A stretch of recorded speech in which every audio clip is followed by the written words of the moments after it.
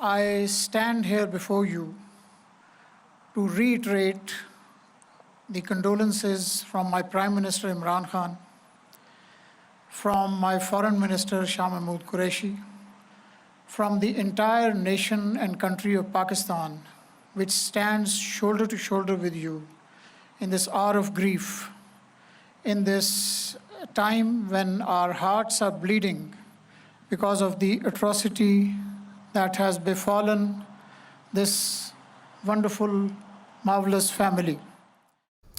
Pakistan's ambassador to Canada spoke at the public funeral for the Afzal family in London yesterday. They were killed 1 week ago, targeted for being Muslim. The family immigrated to Canada from Pakistan, and they are being mourned in that country as well. The Prime Minister of Pakistan spoke out about the attack, and I spoke with him earlier. Prime Minister Khan, thank you for joining me today. My pleasure. You tweeted about the killing of the 4 members of the Afzal family this week. Why did you want to speak out about it, sir? Well, listen, Rosemary, I have spent a lot of my time in Western countries. I've spent when I used to play professional cricket, I used to spend half my year in England. I went to university there. I got married there. I've got boys there. So I understand the Western culture. And I understand where the problems are. How come this Islamophobia is growing, and specifically after 9/11? There are 2 landmark dates from where Islamophobia has grown. One was Salman Rushdie's book in 1989, roughly. And secondly, it was after 9/11. And how did this division, the suspicion take place? After 9/11, the word Islamic terrorism, Islamic radicalism. Now, when these terms started becoming currency and announced by Western leaders, the man in the street does not understand. When you say Islamic radicals, it seems that there's something in the religion that makes people radical. And the man in the street cannot distinguish between a moderate Muslim and a radical Muslim. Terrorism has no religion. In every human society, they're extremists. They are liberals, they're extremists, and bulk of the people are moderates. Well, I was just going to say, though, you've talked about this at the United Nations and many other places about a need for a holistic approach by the international community. What does that mean to you practically, Prime Minister? What do you need to see there? So every forum, I've been trying to say this because the 2, communities, Muslims living in Western world, they're the ones who suffer from Islamophobia. And then they suffer, we hear about incidents. A lot of incidents don't get reported, but we know about it. Our embassies tell us. So this gap needs to be closed. In this instance, it appears it was one person radicalized in some way on his own who did this. What is it that government should be doing, for instance, to shut down online hate toward Muslims? I think there should be a very strict action against this, because you see these hate websites, which again, as I said, would divide humanity by creating hatred, ignorant about the other human community, and you target them and this hate material, and especially with the growing social media, and social media is a completely, the world is just coming to grips with it because it's a new phenomenon. And unfortunately, while there's so many benefits of social media, it's changing the whole world. But this one particular bit, when there are these hate websites, which create hatred amongst human beings, there should be an international action against them. And what would that look like to you, Prime Minister? What would be the mechanism for doing that, if you will? Whenever the international community, and by that I mean the world community, the world leaders, whenever they decide upon taking action, this will be dealt with. The problem is, at the moment, there is not enough motivation.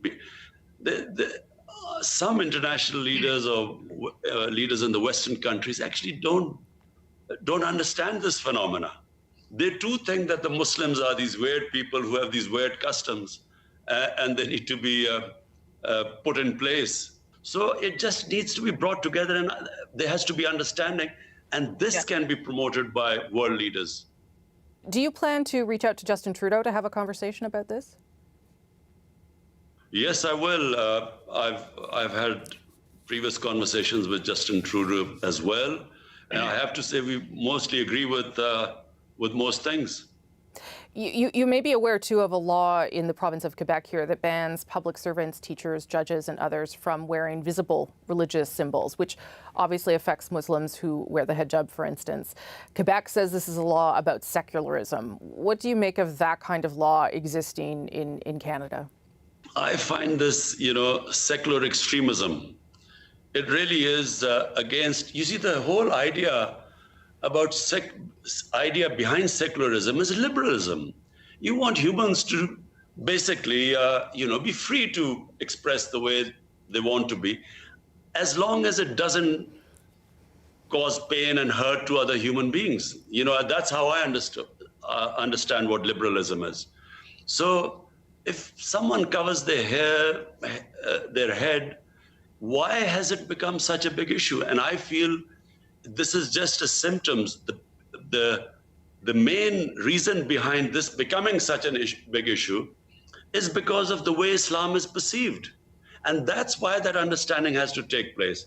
And I also say one thing, Rosemary, that Muslim world also must, heads of Muslim states must be able to present their cases in world forums like the United Nations and the European Union, so to improve this understanding. And I actually do, people objecting to hijab or, sometimes, people with beards, although beards are now becoming very trendy, all the shorter ones. So people objecting to this is quite bizarre for me because, again, I repeat, in the liberal Western democracies, why is this such a big issue? Unless the reason behind it is that there's actually fear of the other. There's a suspicion. They actually do believe that there's something in Islam that leads to radicalism and to extremism and to terrorism. And unfortunately, I repeat again, there are certain Western leaders who believe this. Right. You are speaking about Islam writ large, of course, but as you know, it is very diverse. There are many different groups of Muslims in the world. You have previously said, sir, that you are not aware of events happening in Xinjiang province in China. Canada's parliament has said what's happening to the Muslim minority Uyghurs there is a genocide. Why do you not advocate for those Muslims as you do for Muslims elsewhere?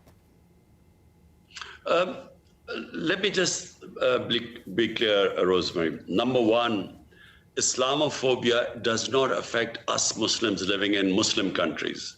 It only affects Muslim in Western countries. And because I know and spend time in Western society, I understand what they go through. So that's why I raise my voice.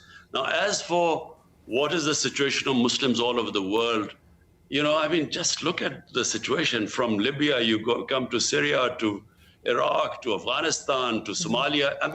So there is a serious political problem in the Muslim world and suffering. Yeah, I understand that, Prime Minister, but you have deep economic ties with China, and it would appear that Muslims are being detained and abused in China. Does that not concern you? You see, our relationship with China is such that whatever issues we raise with China are always, behind closed doors. Because Chinese society is such, and we respect them. We have economic ties with China. China is our neighbor. They've been very good to us in our most difficult times. So we respect the fact that if we have concerns, we talk about behind closed doors. Just to end again on, Prime Minister, on what happened in Canada with the Afzal family. As you know, there's a 9-year-old boy that did survive the attack. He's in hospital. That family has many friends in the community. What would you say to their remaining family and friends after this event? I must say everyone is shocked in this country because, we saw their family picture. And so, a family being targeted like that has had a deep impact in Pakistan. We have our embassy in Canada is in touch with the other family members. We are trying to work out what's the best, what we can do for them.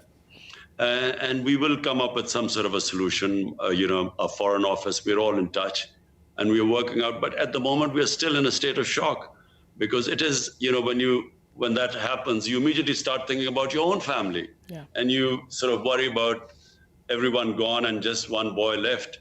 So we'll work out. Prime Minister, thank you so much for your time today. I do appreciate it, sir. Thank you.